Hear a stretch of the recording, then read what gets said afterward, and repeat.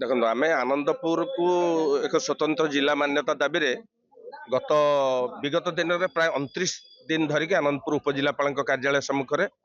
शांतिपूर्ण भाव धारणा देथिलु एवं सरकार को निवेदन करथिलु अनुरोध करथिलु जे आयतन दृष्टि एवं जनसंख्या दृष्टि आनंदपुर जिला मान्यता पाइबा निहाती जरूरी। सरकार मध्य आम प्रस्ताव उपरे आलोचना रखिथिले एवं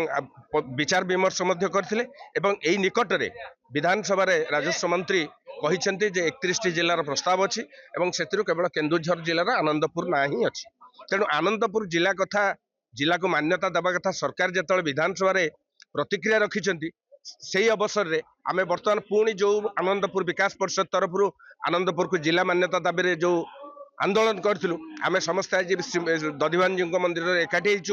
जे पुणी ए आंदोलन को आंदोलन भावे नुहे सरकार को अनुरोध करूँ निवेदन करूँ आनंदपुर हक अच्छी आनंदपुर जिला मान्यता देवा सरकार निवेदन करुँ।